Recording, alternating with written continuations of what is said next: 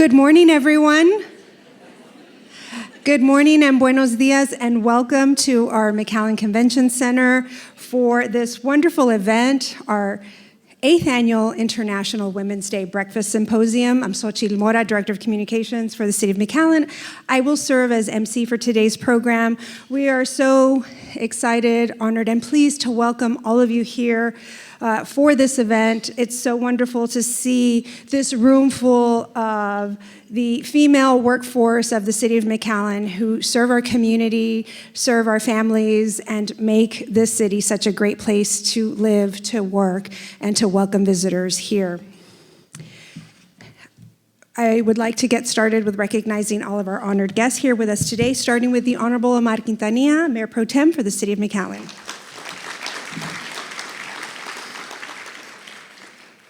Our City Manager, Mr. Isaac J. Tawil. Assistant City Manager, Ms. Michelle Rivera.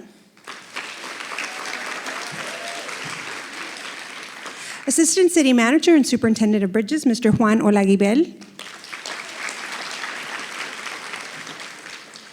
And I'd like to ask all of the directors here joining us today to please stand and be recognized.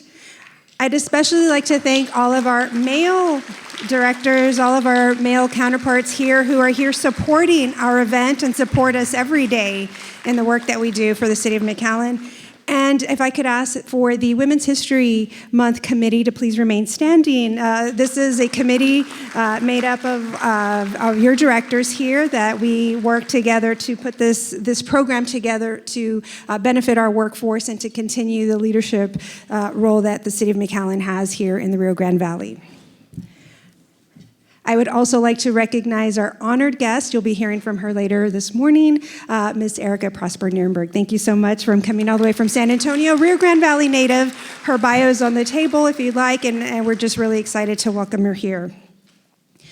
We have a wonderful program for you today. I would like to remind you that the market that is outside in the lobby will continue after this breakfast, so please support. These are female-owned businesses, female-led businesses, so if you can, stop by and support the small businesses here in our community. I'd like to welcome the Honorable Omar Quintanilla for a few remarks for today's program.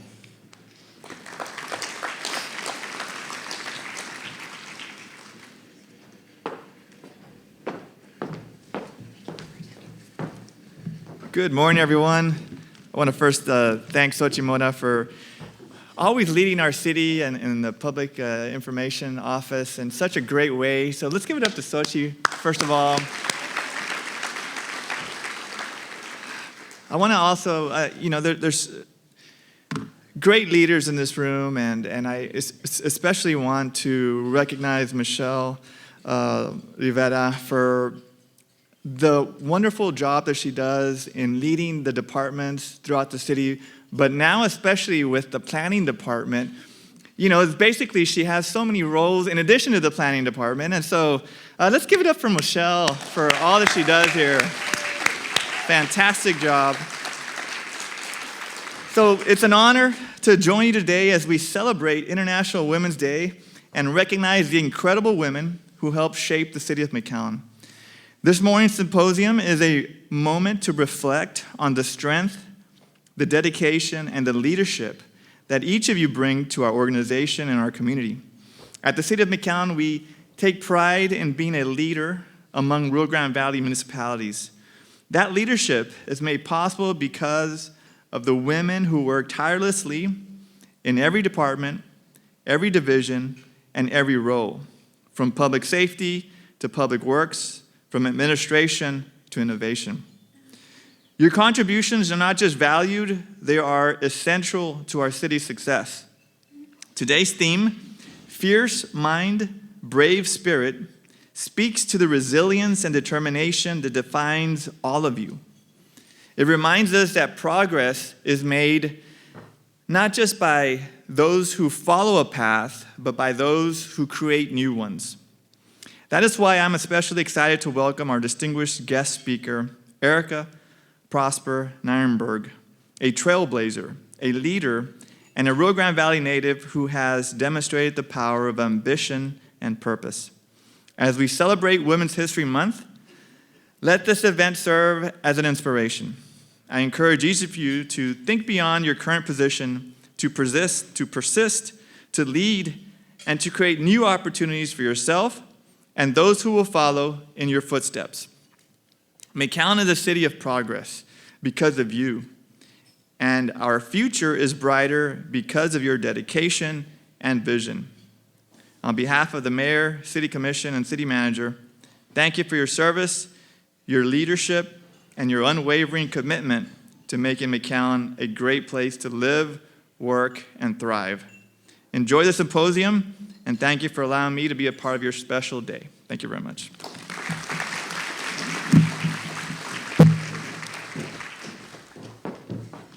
Thank you, Mayor Pro Tem, for your kind words and always for your leadership in helping the City of McAllen and especially the residents of District 3. Please help me welcome our City Manager, Mr. Isaac Tawil, for a few remarks as well about the importance of what this day means for all of us.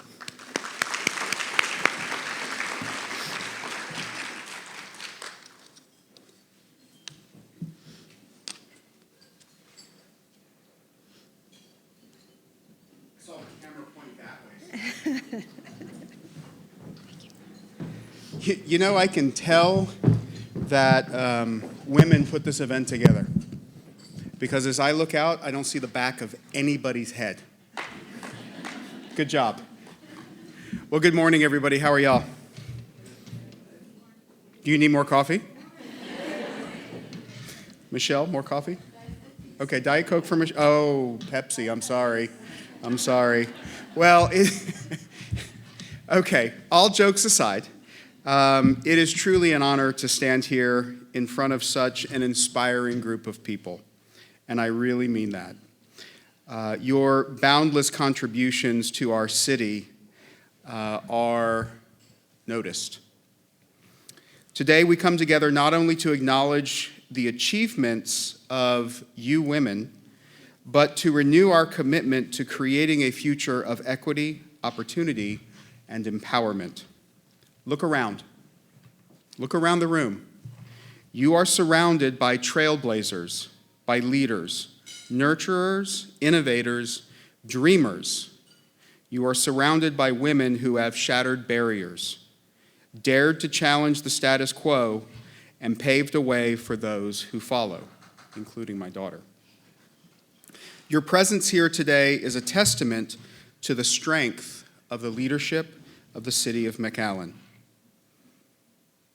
The conversations we share today, the connections we foster, and the actions we take together will ripple beyond this event, touching people throughout the valley and beyond. Each of you in your unique way is a source of strength, a source of encouragement and transformation, whether through leadership in your field, mentorship to others, or the simple act of showing up and working hard every day. You are shaping the future of this community. Remember, too, that empowerment is not a solitary journey. It is rooted in solidarity. It is the understanding that when we lift each other, we rise together. That when we create opportunities for one another, we create possibilities for everybody around us. And that when we amplify voices of the unheard, we create change. I encourage each of you today to not only draw inspiration from what you hear, but also to share your story, because your voice, your experience, and your vision matters. Thank you for being part of this event and your dedication to building a city where every woman can thrive.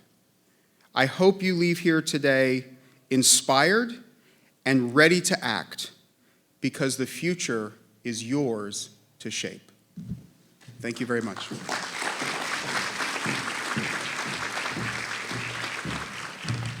Thank you, Ike, for those very powerful words, very motivational indeed. Please turn your attention to one of the video screens for a short video on the women of the City of McAllen. In McAllen, women have always led with fierce minds and brave spirits. They challenge, create, and change the world. With wisdom and vision, women have shaped our city's progress. They are educators who empower, entrepreneurs who innovate, and leaders who pave the way for a stronger tomorrow. Bravery is more than facing challenges. It's stepping forward, standing up, and never backing down. The women of McAllen protect, serve, and fight for a better future. The fierce minds and brave spirits of today will shape the McAllen of tomorrow, because when women lead, generations rise. To the women who lead, teach, protect, and inspire, this is your time. This is your legacy. Happy Women's History Month. Be fierce, be brave, inspire, share your voice. Sea fuerte.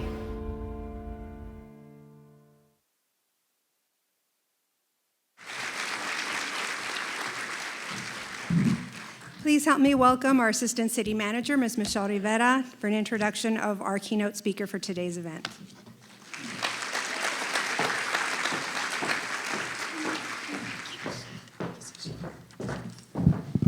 Okay, good morning, everyone.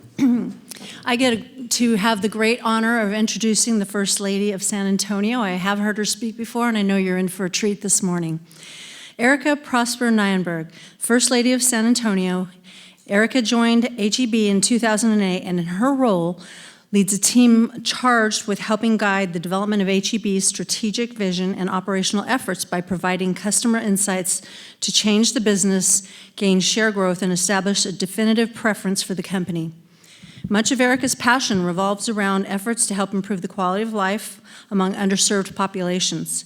Outside of work, she co-founded and was the 2016 chair of the Latina Leadership Institute and has led the creation of multiple education, youth entrepreneurship programming, and women's economic development white papers with Raising Texas, the Sabre Institute, and the Venture Lab. In 2019, Erica was named San Antonio's Business Journal's Woman of the Year and a Governor's Yellow Rose of Texas honoree. Since 2022, she has been a yearly regional panelist for the prestigious White House Fellows Program and participated in the Department of Defense's JCOC Class 93. Erica became a Dame de Escoffier in 2023. The same year, she received the Otley Award from the Mexican government, the highest honor given to a non-citizen for impact in promoting Mexican culture. Within HEB, she has also received Executive Corporate Leadership Awards in Community Service and Diversity and Inclusion in 2015, 2016, and 2019. Erica grew up as a migrant farm worker in the Rio Grande Valley, right here among us. Earned a master's in communication from the University of Pennsylvania Annenberg School of Communications and 2 bachelor's degrees from the University of Texas at Austin. In 2020, she earned an executive degree in behavioral economics from the University of Chicago Booth School of Business. Having been the 2018 chairman of San Antonio Hispanic Chamber of Commerce, Erica has served on several community boards and is currently active on the boards of Girl Scouts of Southwest Texas, Methodist Healthcare Ministries, and additionally, she volunteers on several advisory boards aimed at empowering Hispanic women, nonprofits, and voting. Please help me give a warm welcome to the First Lady of San Antonio, Ms. Erica Prosper Nienberg.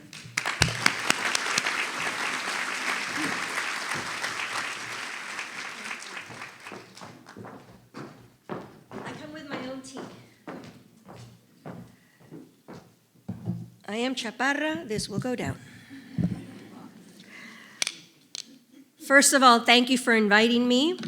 I don't know what is going on in the air, but I woke up with a little ranita, as they say, so thank you to the nice young woman who is bringing me tea and hot water as I sat there and marveled at how amazing it is that your city is honoring you, women. I am really, really taken aback by just the amount of love and respect that I'm seeing coming from your leadership today for all of you.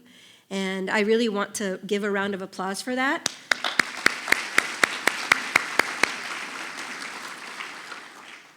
First of all, thank you for inviting me to kick off Women's History Month. It's an honor, of course, to be in the Rio Grande Valley, and 956er for life.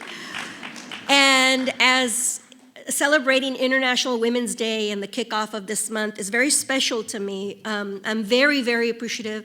I'm always humbled to be able to speak to women, and I'm always, always, always grateful whenever I can share even a little bit of time with other mujeres who make the world what it is. I want to acknowledge that any event, whether it is something large or something small, that brings women in our community together and promotes a message of sisterhood is important. And I think it's one that every city needs to follow. So in many ways, this is an example for the entire valley. I think that this is one of the fastest regions for women in leadership, as well as women in business. And I know a lot of you had side hustles, so you know what I mean. And so to me, I think events like this acknowledge that type of hustle and that type of entrepreneurship. And to have a city celebrate it and believe in that and encourage it, I think that presence is a powerful, powerful thing. Second, I want to talk about this amazing theme: fierce mind and brave spirit. Today is meant to be a gathering to push us to think beyond our current roles, to persist and seek greater opportunity around us. But that theme, I think, goes farther than just your jobs, right? It's an acknowledgement that a woman's truth is really simple and put well. We are fierce minds and brave spirits. Because regardless of origin, regardless of resources, regardless of current education status or current work status, women are naturally gifted with fierce minds. It's not just me that thinks this, it's actual science that backs me up. A recent university study found that women need, on average, 20 more minutes of sleep per night compared to men because we multitask better and our brains just do more work. Yes, clap. So ladies, hit that snooze button and tell your partners that you need to sleep 20 more minutes because science says you need it. What's interesting is this isn't just one-off study. This is a study that was proven over and over again.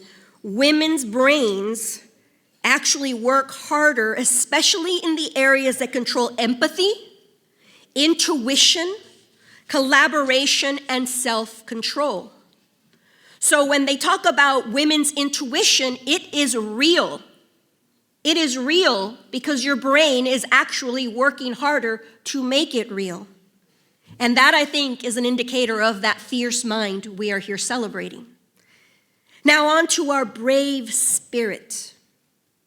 The brave spirit that helps us overcome, deal, fix, push, and as this conference wants us to, move forward. And that is what women do for our society. We move it forward. But it is exhausting. I certainly find myself stretched, much like most of you in this room are, with our time, our resources, and our energy often very much drained. I am certainly tired a lot. Yes, that's coughing today. But most of the strong women I know are tired. And yet, nevertheless, our brave spirit persists. We give advice, we give encouraging words, we give $1 or 100 when needed. We run 1 mile or give 26 when needed as well. We give a voice to children who may not have one. We give hope in accidents. We give time to those suffering from disaster. And we give sweat to build the city we want to live in.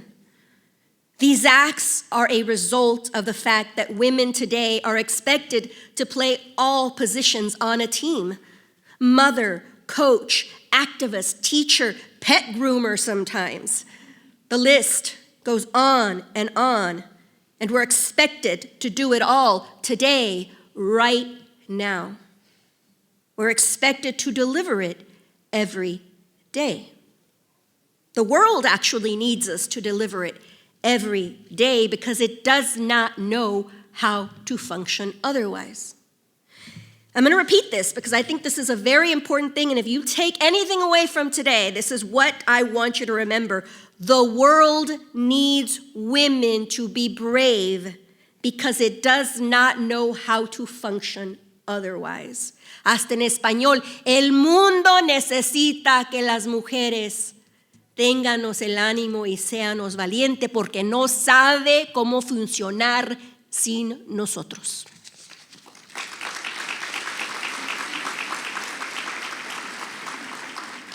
But what most people fail to see is that these converging roles all come down to one common denominator.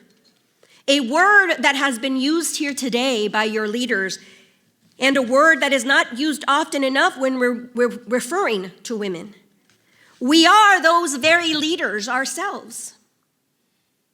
Leadership, because a fierce mind and a brave spirit is the foundation of leadership.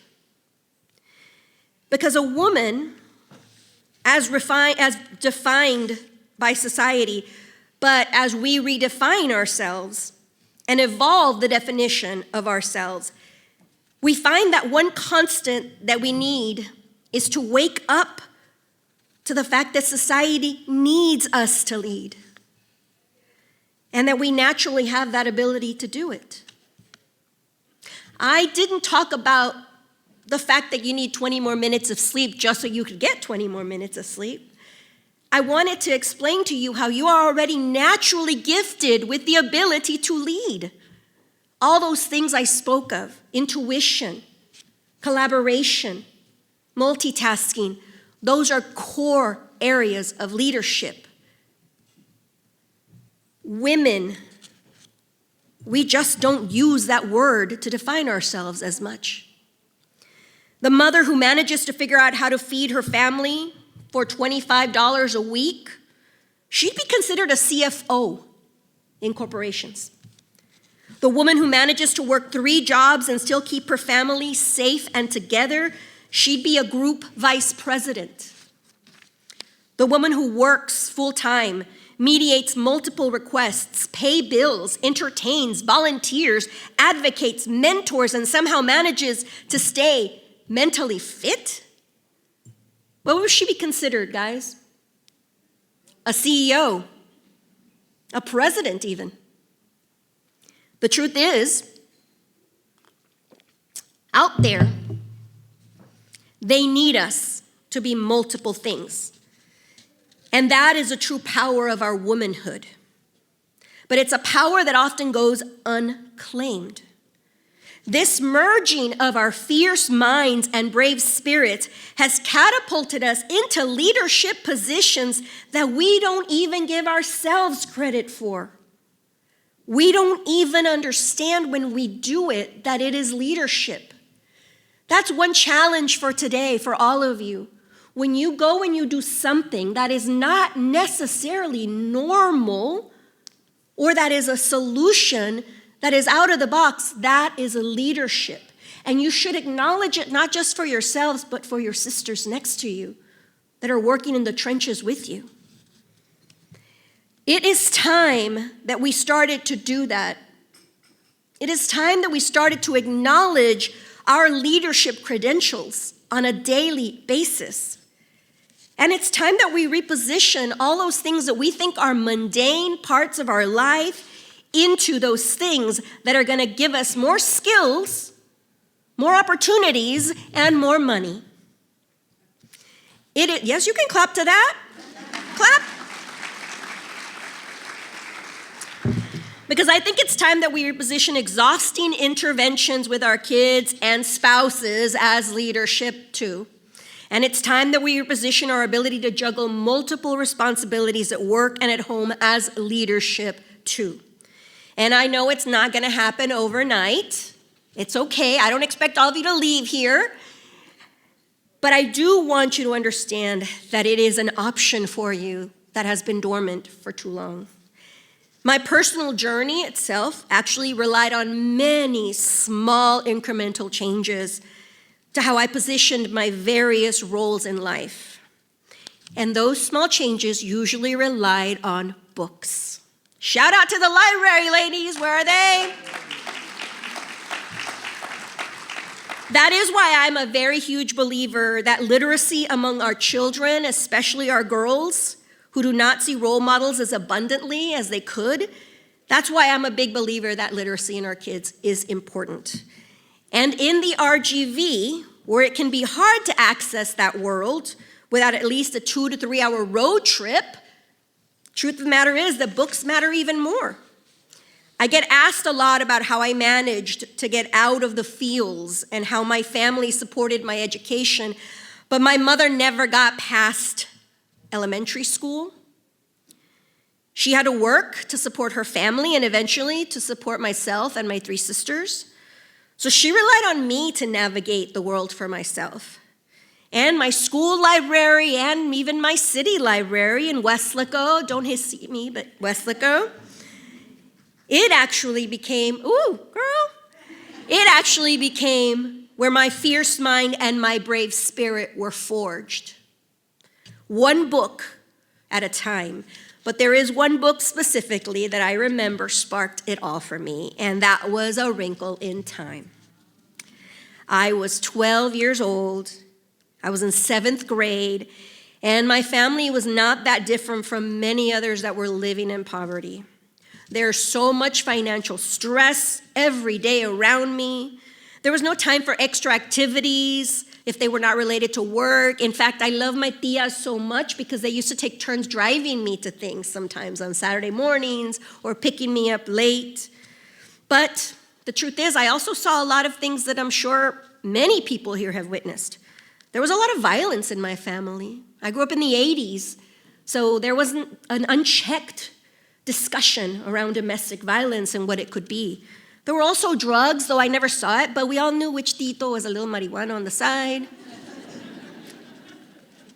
The point being that in my life, if I had depended on waiting for those opportunities, on waiting for that fierce mind and brave spirit to be created, it would have been very hard. What I've seen played out, sadly, even with my own sisters and my cousins and friends, is a life that no doubt is happening all around us today. But this book, A Wrinkle in Time, gave me hope. A hope that a girl could change her fate. Hope that the universe was somehow watching me and that I had a purpose. Hope that I would experience the positive devotion I saw that family in that book give to each other, because I couldn't see it every day. And selfishly, like the heroine Meg, who believed she was ugly and awkward, this pretita also wanted to someday be seen pretty, right? But interestingly enough, through all the emotional support that book gave me, it also taught me a little bit about physics and something about fifth dimensional time. Work with me, ladies, because this is going to be important. Fifth dimensional time, a concept called kairos. Okay? Kairos is not linear time. Oh yeah, I'm born, I live, I die. Linear, right? Kairos instead says time is measured by opportunity, by moments of self-definition, so that your life doesn't just go from here to here, but there are key moments that define who you are. And that's how you see time. And living in Kairos for a 12-year-old was eye-opening, and it was motivating because I was able to look at life as opportunities. Even though I didn't understand all of the big science, what I knew is here was a way to look at life differently. If I looked at my time through opportunities, then maybe I couldn't fail. Maybe I couldn't end up being a statistic or pregnant at 14 or 16, like I'd seen some people in my neighborhood. If life was not about keeping track about where I was at certain moments, but about taking on experiences, then I could maybe find my way out of poverty with new experiences, with new skills, with new opportunities, with new risks. But no risks that my grandmother would get mad about. Maybe that was the secret, and honestly, that is the secret of how I actually make all of this work. I have still lived in Kairos and continue to live that way. Looking for opportunities to persist, to be part of that fierce mind and brave spirit that will always be in me because I am a woman. Persisting one day at a time, one project at a time, one eye roll of my 16-year-old son at a time, one supporter at a time. Seeing opportunity in every role and embracing the idea that I lead in every role, both at home and at work, and that I get the respect I deserve for that leadership. What if, from now on, you also persisted and led, ladies? What if, from now on, we worked and raised our kids, and when questioned about it, or not even given enough credit for these expansive leadership roles, we said, yeah, I have a child and I have a job, I'm just that good? What if you started to see yourselves every day for what you are? The leader the world needs. Because ultimately, that is what a fierce mind and a brave spirit is asking us, is calling upon us, leading with the confidence that your choices, your actions, your converging roles will yield a better place for everyone. So continue to lead, ladies. Continue exploring your opportunities. Please raise your hands even when you don't think you're ready, because more women need to do that. Continue to seek out experiences and learn and build the world around you. Be of fierce mind and brave spirit, because God knows we need so much more of that in this world. It's my sincere gratitude to have you inviting me here to share this, but it's a bigger honor to share with you the biggest secret of all, which is you as women are poised to take over by nature. So don't fight it. Nurture each other that way. And the men that are guiding you there, the men that are supporting you, and the men that continue to invest in you, they are true heroes as well. Because in this journey, they also have a role to play. I thank you, and I hope that today, when you leave here, you figure out how to stay fierce and how to stay brave. Thank you, ladies.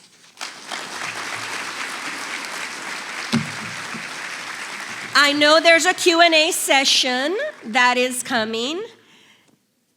I'm going to take this off because up here with the lights, me estoy calentando un poco.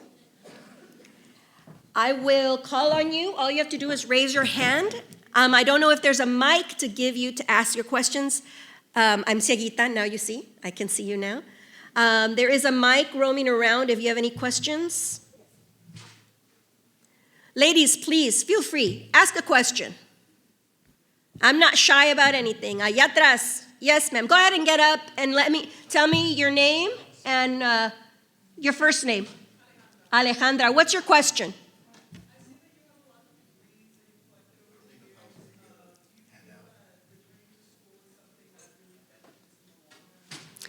The question is, I have a lot of degrees I've collected throughout the years. Do I feel that going back to school is helpful in the long run in certain parts? I'll tell you this. You notice there's a giant gap between my master's degree and then in 2020, my executive degree, right? I will give you my point of view. I have 2 degrees, undergraduate degrees, because honestly, when I went to school, there was a lot that I didn't know about life or the world. So one of my first degrees was in liberal arts, Liberal arts basically is a general degree about what's happening in the world, philosophy, literature. I felt that that gave me the benchmark to be able to even compete with the way the world was, and colleagues of mine that basically came from very, very rich ISDs that I didn't have the opportunity to learn a lot of those. But my second degree was in marketing, a practical degree to get a job, right? And so I was able to spend my first 10 years in marketing working in that. My master's I did right after, because I knew I could get $20,000 more if I had a master's degree. So I said, heck yes, I'm gonna go for $20,000 more. And I was able to get a fellowship to go do that. And so I was able to do it with very little risk and to my pocketbook. So I took advantage of that aspect and definitely got those. So you see, those 3 degrees were set up to get me to just start my life. Now, 11 years later, or 20 years later, basically, I realized that the world has changed and that there are new elements in my workplace, right? I'm a senior director of insights. That's research in many ways. And I'm realizing that there's a lot of things about research that have changed while I've been in practice for the last 25 years. And I keep hearing this stuff, UX, AI, human-centered design.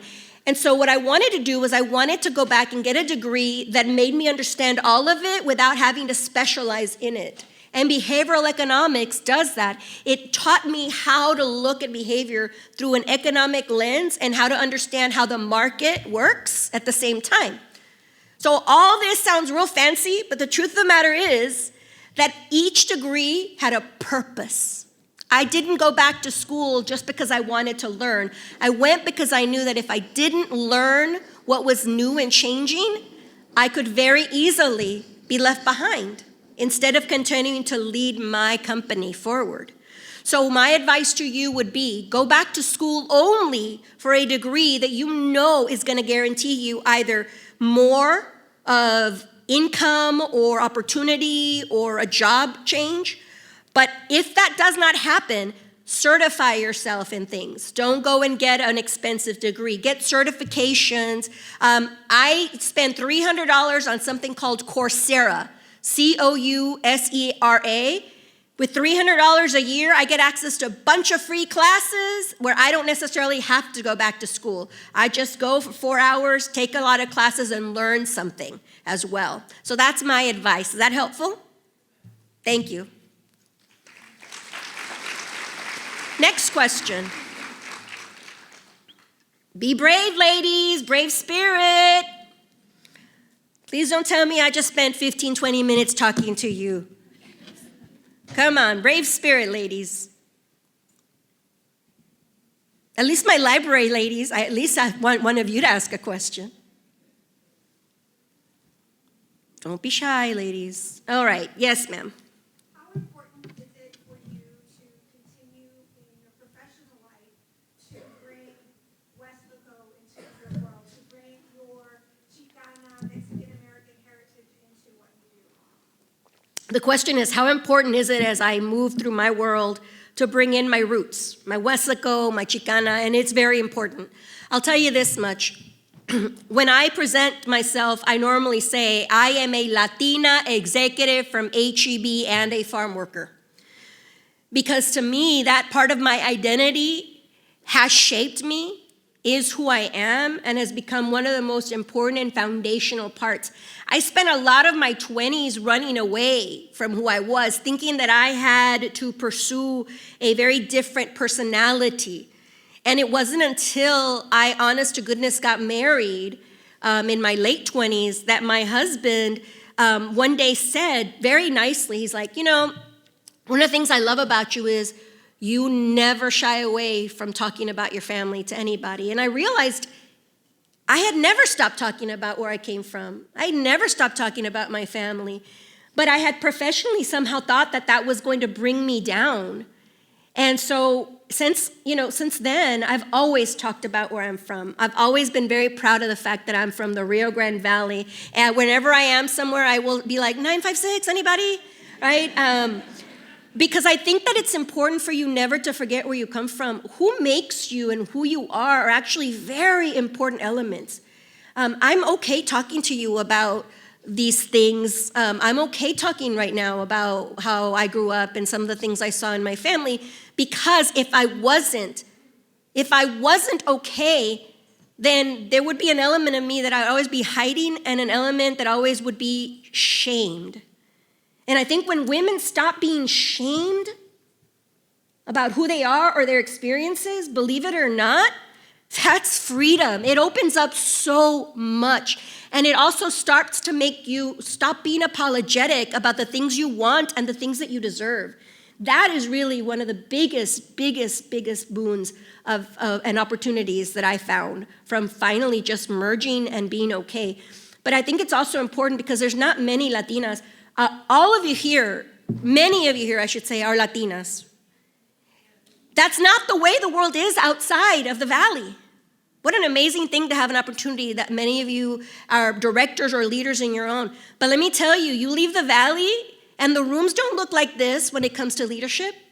So it's very important for me to go, not just in San Antonio, in Houston, in Dallas, in DC, in California, wherever I am.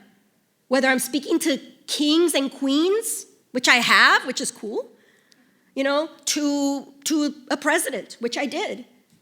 The main issue there is saying, I'm a Latina executive and farm worker. This is what we look like, the ones that are taking over the world. Just so you know, we're beautiful, right? And smart, and fierce, and brave.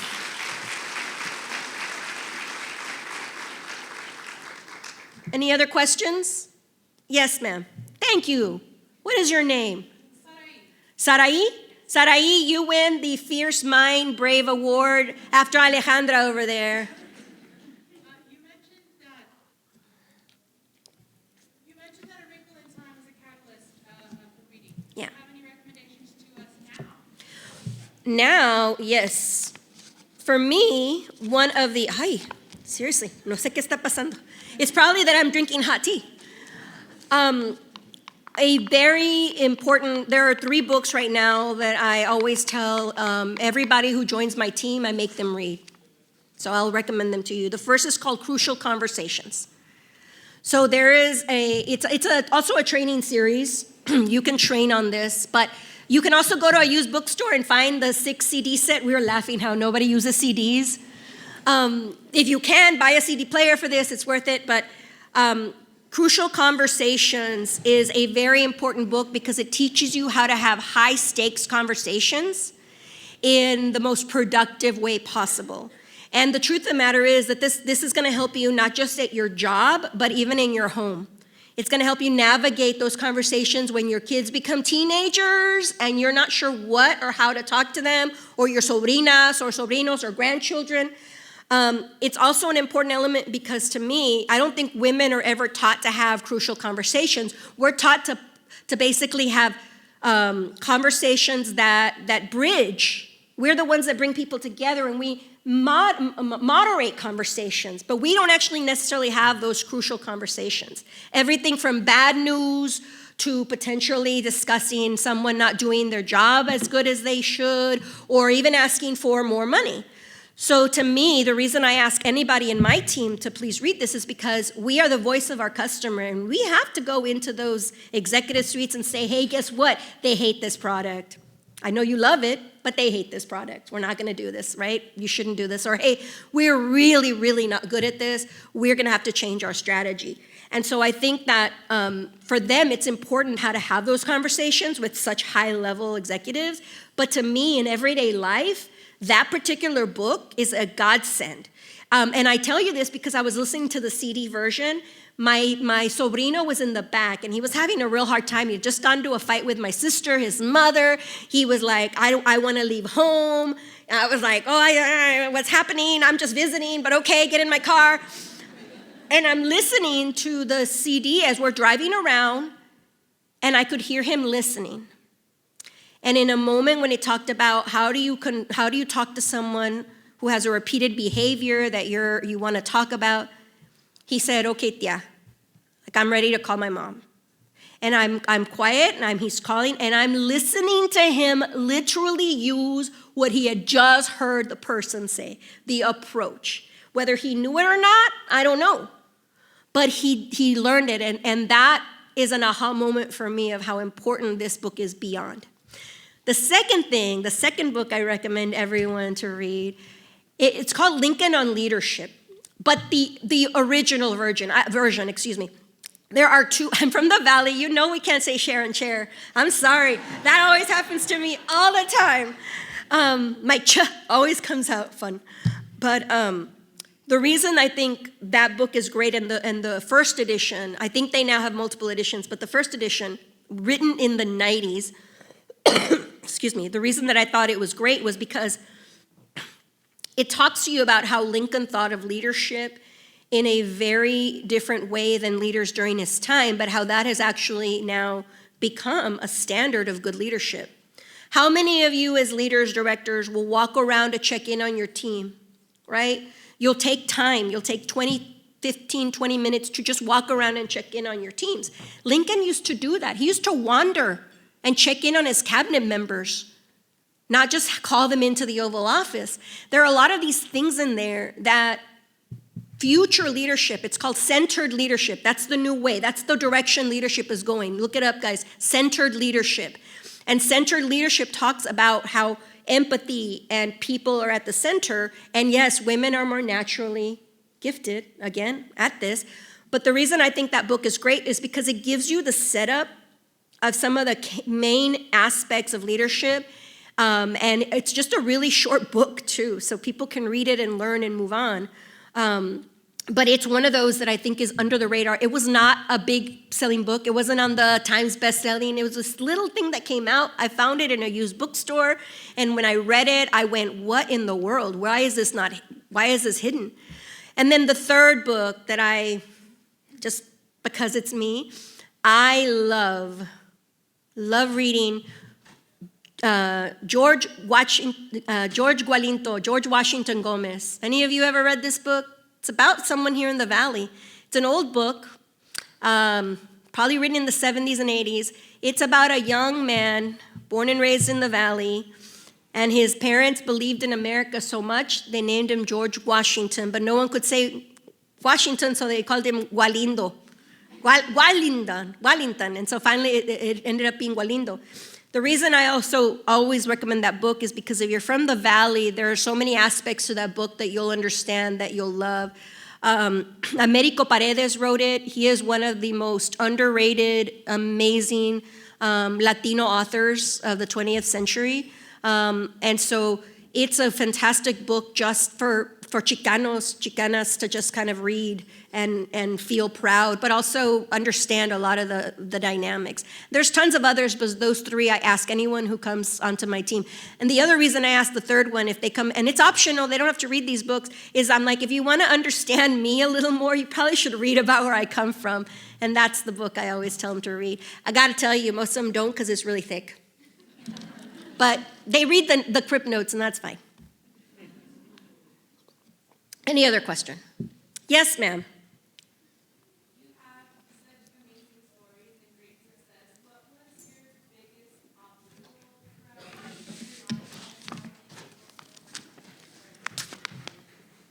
What was my biggest obstacle throughout my life, and how was I able to overcome them?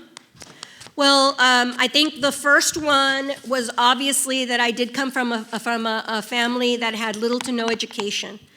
And so for me, the first obstacle in my life was even thinking I could leave. Honestly, I was the first in my family. I was a first gen, as they say. So the first obstacle was even knowing that I had that option. But as a professional, I think I've had three big obstacles. The first has been that my actual name is Erica Prosper. Yes, Erica Prosper is my actual name. My husband's last name is Nierenberg. And so the first professional challenge I had was when people would see the name Erica Prosper printed, and then this chaparra would show up, that looked nothing like what they expected. I felt like the first part of my career, a lot of people would immediately make assumptions. They had assumptions, they saw me, new assumptions were made. And I did feel like I spent a lot of my early career just trying to define, like, to change their assumptions of me. Looking back, I feel I wasted so much time, because in my 30s, when I stopped worrying about what was going on in their heads that was psyching me out, I would end up really achieving a lot of these things that I have gotten to do. But I would say that your first challenge as a professional woman anywhere is feeling like you have to prove you deserve to be in the room or prove you deserve to be at the table. And I would tell you, please stop. If you're good enough to get hired to do that job, you're good enough to be in that room, period. Yeah. If you're good enough to get that promotion, you're good enough then for the next one. So stop trying to prove that you deserve it. You deserve it. I think society's biggest joke on women is having to prove ourselves for every little scrap and every little thing that we desire. And that's on purpose, ladies. That's on purpose. And I'm not saying that it's set up, and I'm definitely not saying any of the men in this room have anything to do with it. This is a societal structure that has been created for centuries. But the truth of the matter is that is an obstacle that I faced and that many of you probably have faced as well. The second challenge, honestly, is having to have a real tough conversation with my son and my husband, especially when my son was a little bitty chiquitillo, saying, I am not cooking today. These are my boundaries for the week. I have this, and this to take care of, so my boundaries for the week are this. 3 of those days, a ver qué se hacen ustedes, there's meal simple, because I'm not cooking. You know, I'm not cleaning, I'm not this, because I think the challenges for us as women is we don't talk about our boundaries, the things we need to set up. And I do it weekly, y'all. I do it weekly. My husband, Mayor of San Antonio, God love him, he's got his scheduler that sets his boundaries every day, and then he's got his wife that sets her boundaries every day. And he better be picking up the things he needs to pick up because those are my boundaries, right? And so I think what's interesting is that we don't do the same thing, and this actually is helpful for men too. It's not just a woman thing, because I do believe that men today, especially men that want to be active in their families, they also take on multiple roles as well. And so, but let's be honest, men, the women take on more. And so I think it's important for us to understand as women, we deserve the right to set our boundaries. And we just never do this. And so I found that it was a big challenge for me because I felt guilty. I felt guilty, like, híjole, like I'm being a bad mother, ¿qué va a pensar mi abuela? Like if my tías chismean that they were here visiting and that I didn't cook, you know. But I stopped worrying about that and just lived into it, and it's created such a healthy partnership with my son and my husband that I have to tell you, it's been life-saving for me to be able to accomplish as many things as I can, but it's also been really a big savior to our relationship because I'm very upfront with what I need and they're very upfront with what they need. Because there are days when my husband says, listen, I'm gonna have a very long day, I'm gonna be very tired. My boundaries this week to both of you, I'm not doing the dishes, I'm not gonna do them, y'all have to do them. And we're like, cool. Right? He set his boundaries for what he needed from us. And I think those two are probably the biggest, and I even though I went a little longer, I'll summarize. Don't ask for permission to be at the table. You deserve it. And set boundaries. And with those two things, I have been able to do what I have with my career and my community. Of course. Uy.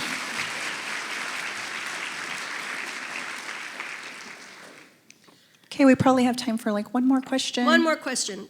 Come on, brave ladies. There you go. Yes, Poet Laureate. Yes, this of the is City of Priscilla. McAllen. Miss Priscilla, how are you? I'm good. So thank you so much for your consejos. You were mentioning about how the women in your family, how they motivated you and the impact they had on you. And I was wondering if you could share with us some of the consejos that they've given you, whether they're good or bad consejos, if you could share some of them with us. Sure. Well, like many families that live in colonias, I wasn't raised just by my mother. She was a single mother for a long time. So my tias, neighbors, all of them joined together and were able to help us get raised. And I do have to thank them. There are two tias in particular, my tia Laura and my tia Pera, who are still very active in my life and who would always give me consejos. My tia Pera is a lot more conservative than my tia Laura. Three pieces of advice that I remember being told. And again, none of my tias graduated high school. I think my tia Laura maybe went to sophomore year, but everybody dropped out to work. That's how they were able to survive. First, my grandmother would always say, she came from Michoacán. She was very traditional housewife, lived to 101, just passed recently in December here. Yeah.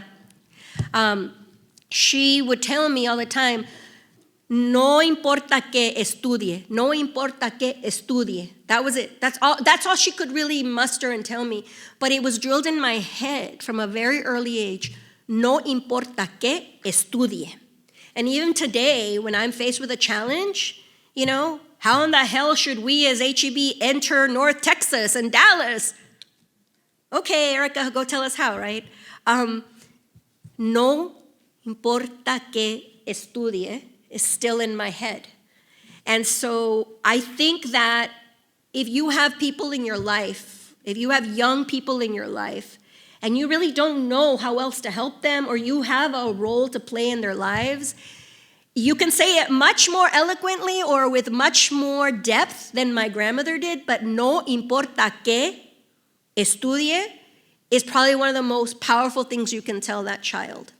Let them get as far as they can. Let them get as far as they can. Never take that away. And that's part of what it wasn't just consejo. I told you, they backed it up. They would drive wherever they could. They would take me when my mother couldn't. They would drive me. They would drop me off. We were that family with a little carcachita that would show up with the bus. And so it didn't matter.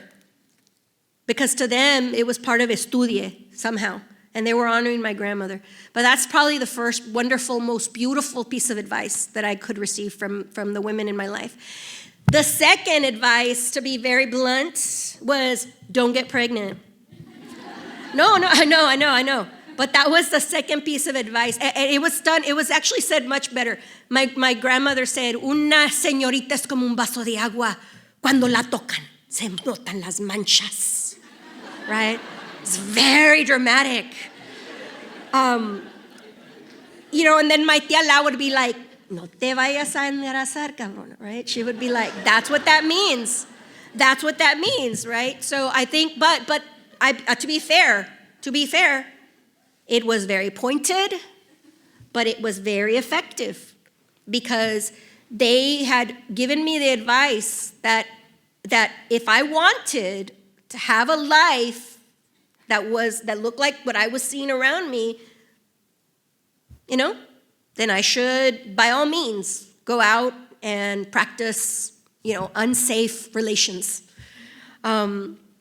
The truth of the matter is that scared the heck out of me for a long enough amount of time for when I would go to college. And in college, I learned about sex education and what I needed to learn from the college campus and the things they were teaching. Because obviously, I did not get it while I was here. I did not get that while I was growing up. I really wish that would change. That is one thing I really wished would change. I really think we would be more open to discussing the notion of how young women need to ensure that they are safe and people get an education on what healthy relationships look like and so forth. But that was the second piece of advice that would change my life is don't get pregnant. And then the third piece of advice didn't come from a woman. It actually came from my boss. When I joined HEB 17 years ago, he had hired me to take on this position, to build from scratch an entire entire area and department. And he said very pointedly, don't let this company change you. And to this day, I remember I was taken aback because obviously it's a fantastic company. In fact, I recommend anybody, not saying this in front of your bosses, I recommend everybody who knows someone who works at HEB to tell you how awesome it is, right? But looking back, his advice to me, don't let this company change you, is a testament to what he had seen in me, not just with my mind or my spirit, but with who I am and what I bring and my background and my pride of being from the Valley and my stories and my openness with my story. And he wanted to ensure that I understood that there is a new way to look at corporate America, and that I shouldn't let the traditional corporate structure change me, because what I brought to the table was exactly what needed to be brought for that specific point in time and for that specific area that he wanted me to do. And so those 3 pieces of advice I think have always been good. I'm going to add 2 more. I know we're running short, so I'm going to add 2 more that are practical for all of you. My first boss told me, write 3 things that you're going to get done that day and get them done. They don't have to be big. They can be pick up dry cleaning, finish report, make dinner, because you train your brain. When you do things and you check them off and you do that every day, you actually train your brain to think that you can do anything. And I've done that every day. Even today, I don't have it. I left it in the car. I carry Post-it notes and I write 3 things. Today was wake up and help my tias clean the mess we made last night. 2 was give this speech, and 3 was drop off books at a little library on my way home. And when I get home, I check those 3 things off, and to this day, 25 years later, my brain thinks it can do anything, literally anything, except maybe bungee jump. But I think that's a secret to you ladies who are thinking, how do I move to the next level? What do I start doing today? Get a Post-it note. Write 3 things every day that you're going to get done. Don't make them crazy difficult. Just get them done. And I guarantee you, after 3 months, you're going to start thinking you can do anything because your brain is already predisposed to think that way. Thank you, ma'am, very much. Appreciate it. Wow, this was really hot.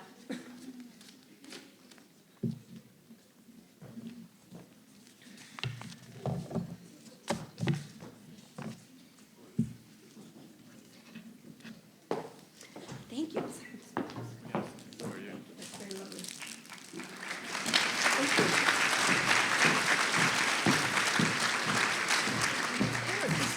Going to take. Oh, here, guys. Oh, I got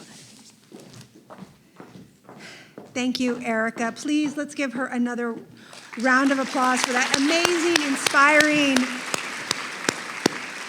presentation to all of us. I believe that each one of us can take so many elements of that and put it into our professional and personal lives. Thank you all so much for being here today. Thank you for everything you do for the City of McAllen. Of course, thank you to our leadership for allowing us to have such an event like this that celebrates Women's History Month, International Women's Day for the City of McAllen, and all that you do in our community. So thank you all. Have a great day and have a great month.